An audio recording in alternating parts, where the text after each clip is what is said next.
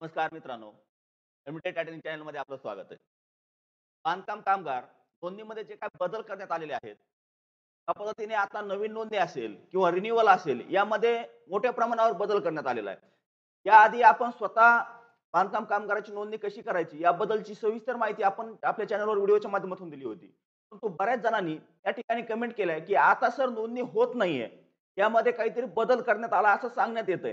नेमका हा काय बदल करण्यात आला आणि पुढील नोंदणी असेल किंवा बांधकाम कामगारांचं रिन्युअल असेल, हे कशा पद्धतीने करायचं? यासाठी काय प्रक्रिया राबवणं आवश्यक आहे? किंवा ज्यांना काय नोंदणी करायची आहे, ते कशा पद्धतीने नोंदणी करू शकतात? त्याबद्दल माहिती द्या.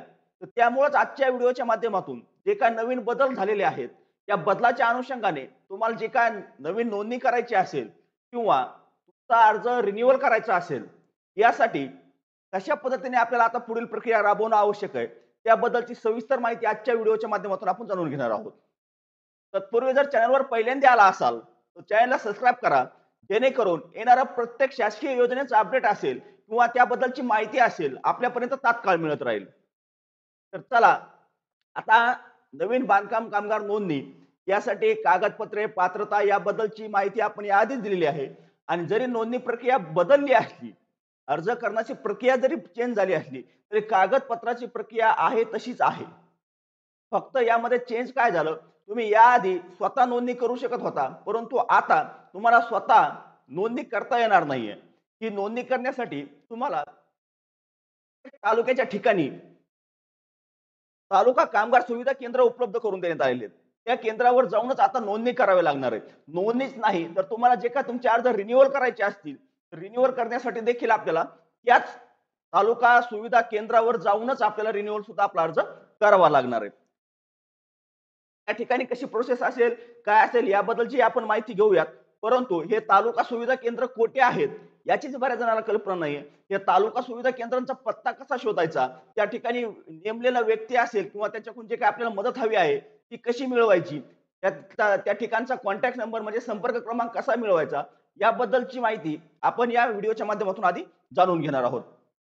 तर चला, विलंब न करता आपण आपल्या एका तालुका सुविधा केंद्र निर्माण केलेलं आहे, ते कसं शोधायचं याबद्दलची माहिती डायरेक्ट स्क्रीनवर जाऊन घेऊयात. त्याची जी काय साईट आहे, ते संकेतस्थळ आपण या ठिकाणी ओपन करतोय.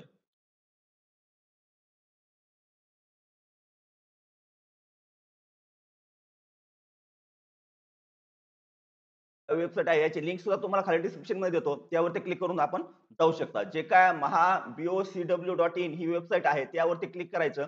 ती वेबसाईट ओपन करायची. आता या ठिकाणी क्लिअर कट तुम्हाला या ठिकाणी सुद्धा दाखवलं जात आहे, की नव्याने नोंदणी नूतनीकरण अर्ज संगणक प्रणालीद्वारे सादर करण्याकरिता संबंधित कामगारांची आपल्या मूळ कागदपत्रासह नजीकच्या तालुका कामगार सुविधा केंद्रात उपस्थित राहणे आवश्यक आहे. या ठिकाणी सुद्धा सूचना आता आपल्याला त्या प्रकारची देण्यात आलेली आहे. आता या ठिकाणी आपण ते तर समजून घेतलं, की तालुका सुविधा केंद्रात आपल्याला जाणं आवश्यक आहे. त्या ठिकाणीच आपल्याला आपली जी काही नोंदणी आहे, ती प्रक्रिया आता पूर्ण करावी लागणार आहे. परंतु हे तालुका सुविधा केंद्र नेमके आहे कुठे? याचा पत्ता कुठे आहे?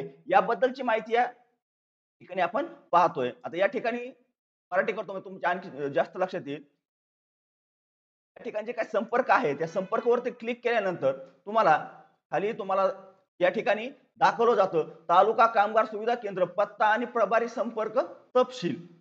या ठिकाणी तुम्ही डाउनलोडवरती क्लिक केल्यानंतर तुमच्या समोर एक नवीन पीडीएफ ओपन होईल आणि या पीडीएफ मध्ये राज्यातील प्रत्येक जिल्ह्यातील प्रत्येक तालुक्यामध्ये सुविधा केंद्र कोठे निर्माण केलंय, त्या केंद्राचं पत्ता आणि त्या केंद्र चालकाचा जे काय तिथं व्यक्ती नेमवलेला आहे, त्या व्यक्तीचे नाव आणि संपर्क क्रमांक या ठिकाणी आपल्याला दिलेला असतो. आता ज्यामध्ये तुम्ही या ठिकाणी पाहताय अहमदनगर, जामखेड या ठिकाणचा जो काही पत्ता आहे, तो पत्ता सुद्धा या ठिकाणी दिलाय. त्यानंतर पिन कोड, कोण नेमवलेली ती व्यक्ती सुद्धा या ठिकाणी आणि त्या व्यक्तीचा संपर्क क्रमांक सुद्धा या ठिकाणी आपल्याला दर्शवलेला आहे. या पद्धतीने आपल्याला हव्या असणाऱ्या आपण प्रत्येक आपल्या तालुक्यातील जे काय तालुका कामगार सुविधा केंद्र आहे, त्या केंद्राचा पत्ता आणि त्या ठिकाणी नेमवलेल्या व्यक्तीचे नाव आणि त्याचा संपर्क क्रमांक या ठिकाणी आपण पाहू शकता. ही प्रक्रिया जी आहे, ही आपण पाहिली, की यामध्ये कुठे जायचं आणि कशी नोंदणी करायची. परंतु आता पहिलं ज्या नोंदणी प्रक्रिया होती, त्या प्रक्रियेमध्ये आपण स्वतः आपले डॉक्युमेंट अपलोड करत होतो आणि आपल्या